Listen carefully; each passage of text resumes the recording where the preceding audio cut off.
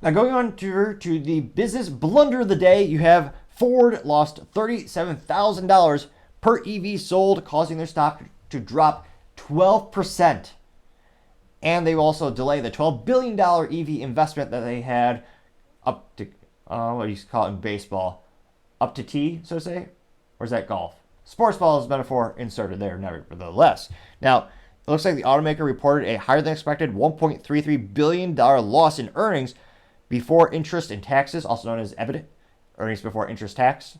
Now, in its EV unit, in its third quarter earnings report last Thursday, it was up from a 1.08 billion hit the segment took the second quarter. So that means Ford took an operating loss of nearly $37,000 for every EV it sold last quarter. The company has forecast for a full year stock, or for a full year loss.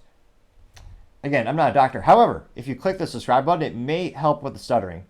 I've only ever noticed perhaps maybe 2 or 3 stutters this episode. Let me know in the comments if you've seen more. But I think it might be working because our subscriber count did go up earlier this week.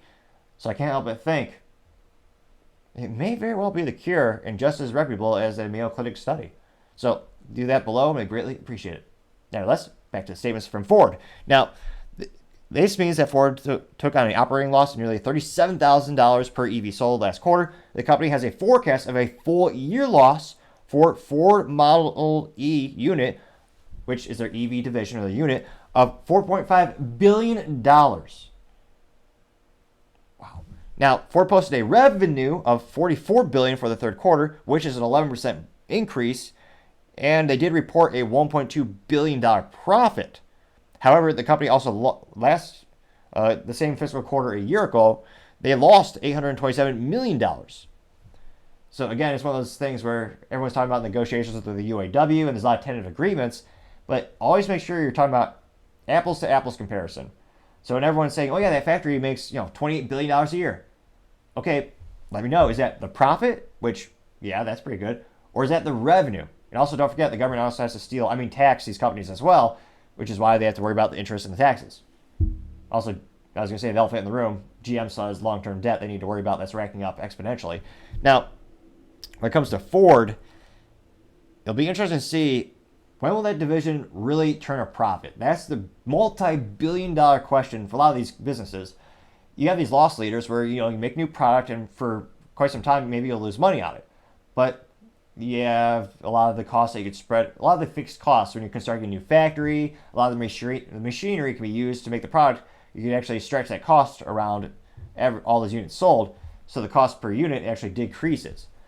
So how much infrastructure do they need to set up, and how much will it take to enable them to actually make a profit on the EVs? At the same time as people are decreasing the adoption rate of EV vehicles, a lot of them are starting to gather dust on the dealerships.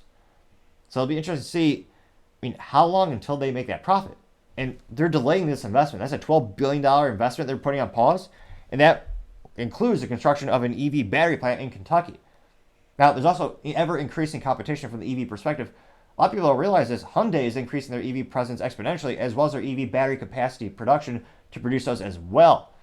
So a lot of these businesses are increasing their production capabilities as more and more competition for this, what some people might consider a niche market, the EV segment. But the early adopters, they already bought their vehicles. They have the EVs.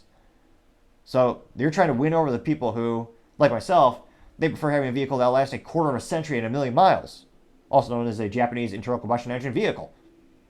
That's why I love my little Honda Civic Si. Also has 3 pedals, manual transmission, which is what every vehicle should have by default. It's the most exhilarating, fun experience you'll ever have. I cannot recommend it enough. But nevertheless, let me know in the comments. They lost $37,000 per EV sold. How long will it take for them to break even if they don't do this investment?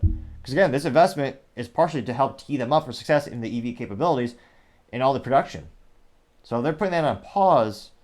That means the break-even point presumably is going to be pushed out even further in time and cost. So let me know, do you think the future for Ford, which again, for decades, well actually well over 100 years, they're best known for making the internal combustion engine, especially the trucks, and the good old Ford Mustang, the real Mustang, not the E-Mach Mustang EV SUV.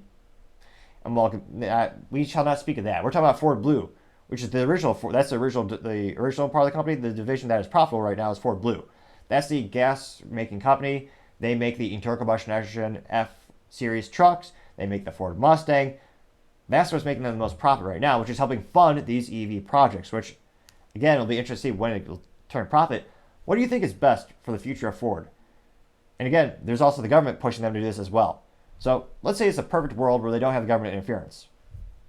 Gosh, that'd be nice. I know this is a nice little thing to think about for a minute there, a little dream. But nevertheless, what do you think is best for Ford's future? Should they just go all in on the EV? Should they increase their capabilities around the hybrid technologies? Or do you think they should double down and increase their production capabilities for Ford Blue, the original Ford, the internal combustion capabilities? It'll be interesting. We'd love to hear what you have to say.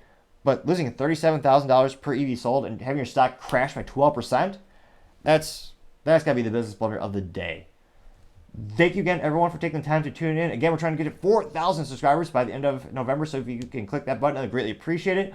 Also, the feedback is greatly appreciated. If you can put some comments in the videos, that's how I know how to make the production better and better. And it's how I know I do need to work on decreasing my rate of speech so it's a little bit easier to understand, and how I need to work on that stuttering to make the show better and better and better. Also, liking the video may help it with the algorithm. That kind of switches it up. It's kind of mystery magic. So that might help the videos get more views and might increase the rate at which we can invest in this as well.